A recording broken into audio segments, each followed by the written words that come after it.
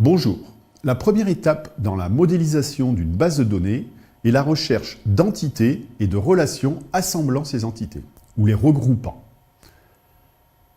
Ces opérations sont décrites dans deux modèles que nous allons voir maintenant. Le premier est le modèle conceptuel. Dans ce modèle, pour lequel nous restons au niveau des concepts, on retrouve trois définitions. La première concerne les objets. On appelle un objet un paramètre de notre modélisation, qui peut prendre différentes valeurs en fonction du contexte. La deuxième définition est une définition de lien.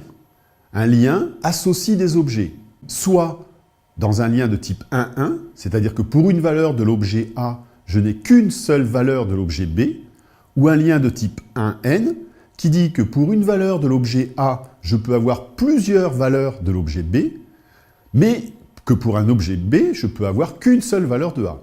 Enfin, le troisième type de lien sont des liens NM, qui dit que pour un objet A, je peux avoir plusieurs objets B, et pour l'objet B, je peux avoir plusieurs objets A. L'association de ces deux définitions, objet et lien, nous permet de définir ce que l'on va appeler une entité.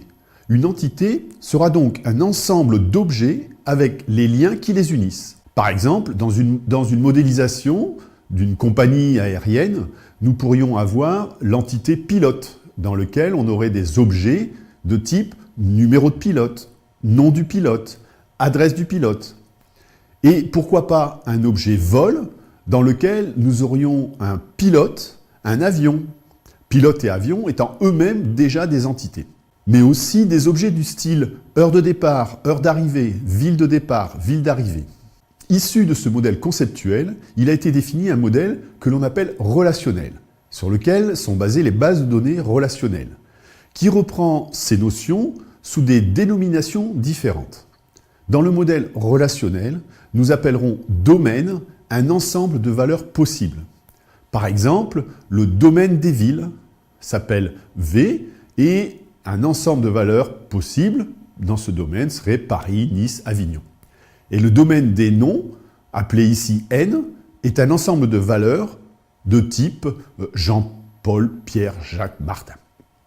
On voit bien ici que nous sommes revenus sur la théorie ensembliste. Vous remarquez les notations avec les accolades.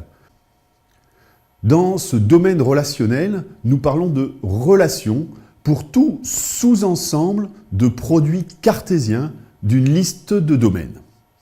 Donc, une relation R est inclus dans le produit cartésien D1, produit cartésien D2, produit cartésien D3, etc. Je vous rappelle que le produit cartésien, c'est l'association de tous les éléments d'un domaine avec tous les éléments d'un autre domaine. Le fait de prendre qu'un sous-ensemble de ce produit cartésien signifie que l'on s'intéresse qu'à certains tuples, certains n-uplets. Dans la relation pilote, je vais associer un numéro de pilote avec pas tous les noms possibles, mais uniquement le numéro avec le nom correspondant, dans le domaine des noms. Par exemple, le pilote 1 s'appelle Jack et le pilote 2 s'appelle Pierre, mais que Pierre et pas d'autres valeurs. C'est justement le fait que je ne prenne pas le produit cartésien en son entier qui m'indique qu'il y a un lien entre ces domaines, un lien entre ces objets. Dans cet exemple, nous prenons les deux domaines D1, le domaine des noms, et le domaine D2, le domaine des villes, et nous créons une relation que l'on appelle habit, qui nous donne comme information les villes où habitent les personnes.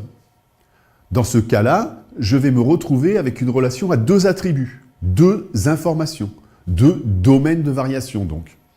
Donc ce sera des couples. Et je ne retiendrai que certains couples du produit cartésien. Les couples qui correspondent à une réalité par rapport à l'habitation des différentes personnes de ma base. Ici, je retiendrai que Paul s'associe à Nice et pas Paris, et pas Avignon, parce que Paul habite Nice. Pareil pour Martine, Pierre ou Jacques, qui ne peuvent habiter que dans une seule ville. La troisième notion importante dans la modélisation relationnelle, c'est la notion d'attribut. Tout simplement, un attribut sera la colonne d'une relation caractérisée par un nom. Il s'agit donc d'un sous-ensemble d'un domaine qui a été mis en lien avec d'autres domaines. Et cet attribut a un sens particulier au sein de ma relation. Dans la relation habite, le domaine des villes, c'est les villes où habitent certains de mes pilotes. Nous avons maintenant deux moyens de définir une relation. Soit en la définissant en extension, en fournissant la table exhaustive des relations possibles entre tous les attributs, des différents liens possibles entre ces attributs. Il faudra donc que je donne toutes ces associations. Ça veut dire d'en écrire beaucoup de couples ou de NUplets qui correspondent à cette relation. La deuxième façon, beaucoup plus intéressante, est de définir la relation en intention, au moyen de ce qu'on appellera un schéma de relation, qui comprend donc le nom de la relation, la liste des attributs de cette relation et les liens qui peuvent exister entre ces attributs. Enfin, pour finir, dans le modèle relationnel, on parlera de base de données relationnelle pour un ensemble de schémas de relations.